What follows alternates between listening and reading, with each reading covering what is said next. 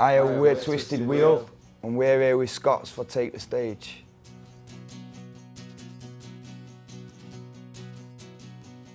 Three words to describe our sound. Shaken. Not. Stirred.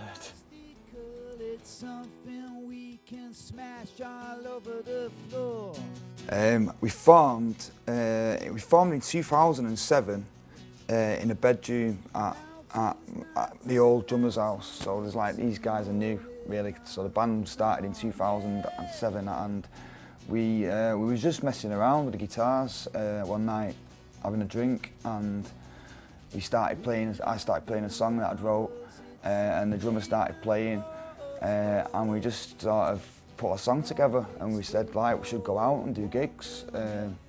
And then after that, we did a few shows, and our gigs started selling out after about 3 or 4 shows in Manchester. So yeah, it just sort of all came together pretty quick. Before we knew it, we got signed. We had record deals offered to us after 6 months, and we were signed in a year. So it all just sort of snowballed really quite quick.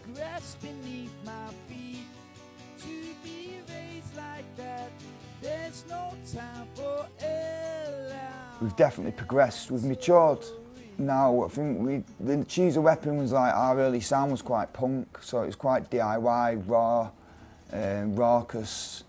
So since then, the new album that we're bringing out later on this year or early next year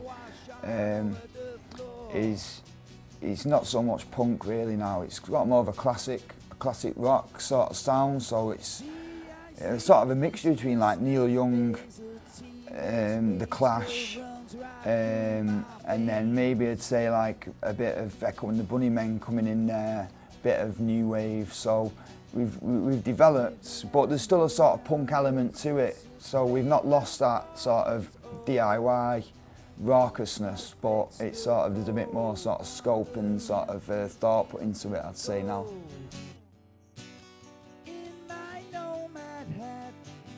Our songwriting process it varies. So I'll let Harry answer for this first. Well, it depends, because sometimes we'll write songs in the traditional way, you know, an acoustic guitar. John might bring a song in, or I'll bring a song in.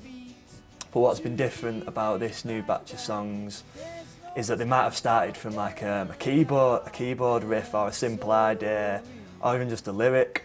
We've always got together in the room. So yeah, we've got different ways of working now, and all 4 of us have a lot more input than what maybe previously have happened. So it makes for a lot more interesting music. It's probably more an eclectic mix of all of our influences. Definitely. And that's why it comes out as it does. And it's not just that punk sound. There is more of that classic rock. There's even a bit of psychedelia in there, I suppose, now as well. Yeah, definitely. A lot of people have said to us recently, like, oh, I like the sort of the way you've gone a bit more psychedelic. So that seems to sort of be, you know, making people feel good about the music. But there's no boundaries with us. That's the thing. We are a true punk band because we don't fit into any genre. And people, you know, people who know the band well have vouched for us there that we are different, and you can't really categorise us, and that's how we want to be as a band, so we're happy with that.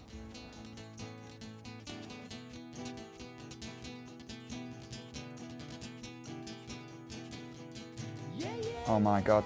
From what I can remember, because it was pretty hedonistic times, but obviously it was an amazing experience, because as you can imagine, we grew up like listening to Oasis. I've always loved them. And I went to watch them a few times as a kid. And I remember watching them at Bolton Reebok Stadium, and thinking, I'm going to support them one day. I was like dead certain when I was watching them, I'm going to support them. And then obviously like 10 years later, we were doing. So it was like a dream come true.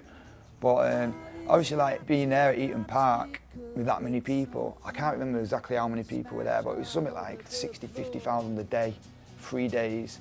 And it was random we went on, you know, so, and it was, obviously it was an experience of a lifetime, but it was quite daunting, you know what I mean? It was a big crowd, and it was, for us, coming from where we come from, to go to that size of gig was a big step. but we pulled it off, you know, and like, a lot of the people who follow the band now saw us at that gig. So obviously we did the job right, you know.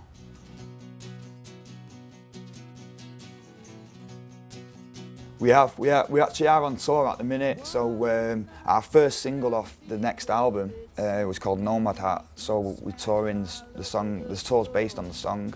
And obviously we've just been doing the festivals, so we've had a bit of a break from the venues, but we go back on tour, so I think we've got Blackpool next.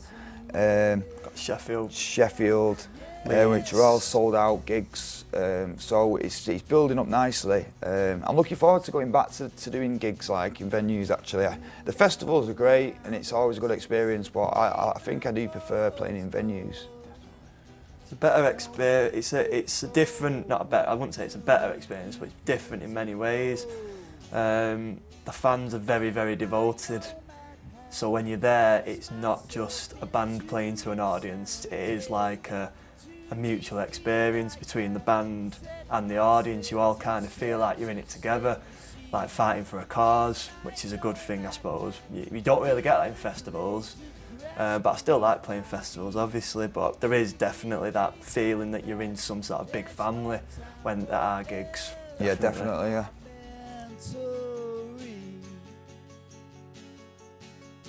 For me, Joe Strummer of The Clash, David Bowie in some ways, but Joe Strummer of The Clash and Leonard Cohen. Leonard Cohen for his songwriting and his poetry, and Joe Strummer for what he stood for his stage presence, his views on life. Him as a general character is just fully like, he empowers me to do what I do. If I ever listen to a Clash song or watch a Clash interview, like I'm picking my guitar up and trying to make some music or thinking of some sort of plan. They always make me think of ideas, the whole band, but Joe Strummer specifically for me. Yeah, the Clash in general, just the way that they evolved, and it was just, they were probably the coolest band ever. And they just evolved the musical style, they pushed boundaries, they brought music to the UK that had not been heard before, and they've got a solid legacy. They never did any comeback tours or anything like that, and you can't knock them. They were definitely one of the bands responsible for sort of mixing sort of hip-hop, the very first hip-hop, not the only band, but one of them. And dub. And reggae, you know, they mixed reggae into the music, which, you know, a lot of their fans who they had at the start, who were punks, you know, turned on them when they changed, but they didn't, you know, they didn't care about that. They just carried on moving forward, and you got to respect that. I think that's had an influence on our new music as well. That's our attitude going forward. We want to constantly evolve and keep pushing boundaries best we can. Make music because we like making music and not necessarily because we want to please anyone.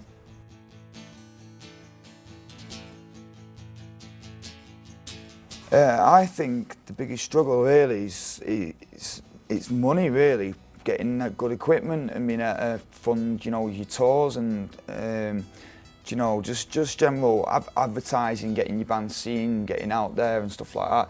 So we've been signed in the past, but at the minute we do everything ourselves, and we like it that way because it's good in some ways, you know, because you own everything and everything you do comes from the band, so you know that the band are fully in charge of the creative side of it.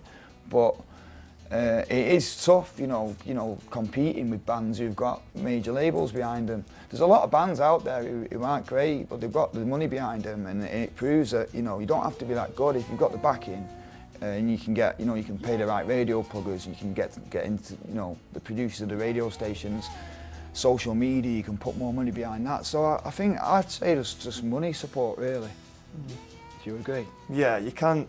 A lot of bands, you know, you can just put glitter on them, and they will stand out just aesthetically.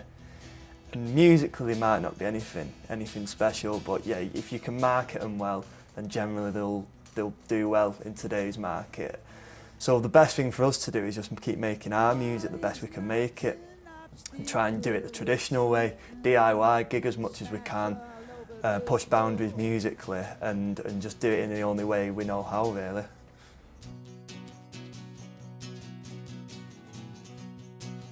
My ultimate dream would just be able to tour the world I'd like to be at tour the world playing like you know, 4,000 or 5,000 capacity venues. If I could do that, that is my dream, you know, and to make music for a living, to always be able to do this job, and to produce and record music for the, you know, for the rest of my life. That's the dream really for me. Yeah, to still be like dancing like Mick Jagger does at 75 would be pretty good. I mean, I've already got back problems now, so I don't really see that happening. But you know, that would be the dream for me. Looking at the Rolling Stones and the Who, there's just something about them 60s bands that just keeps them going. And I don't know if I'd want to be playing at their age, me. Do you know, I'd want to be going to the pub and get bored, eating a pork pie and that, having a pint of bitter. We could just go like a folk band and just take acoustic guitars around pubs, you know, and that'd be just as good for us as musicians who just love music. You know, we all love folk music as well. You know, so we might all just migrate to Ireland, just play Irish folk songs, you know.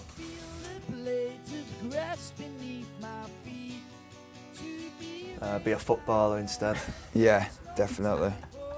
No, I think that if you're going to get into music, like, first things first, in this day and age, that, you know, all that, what I grew up thinking was how you were meant to do it, rock and rolls, getting off your head and doing all that, just doesn't work these days. In this day and age, it's a different type of business now. So I'd say, like, you know, keep your head on your shoulders, keep focused, you know, don't get carried away with all the partying side of things, because you won't get anywhere. I'd say, you know, be true to yourself, because we need more true artists out there making, you know, music from the heart. And always trust your gut instincts, because, you know, I've made choices in the past where I've gone with certain companies and stuff like that, where I felt like it was the wrong thing to do at the time, and it turned out being the wrong thing to do. So, you know, I knew that, and so from now on I'll always follow my gut feeling.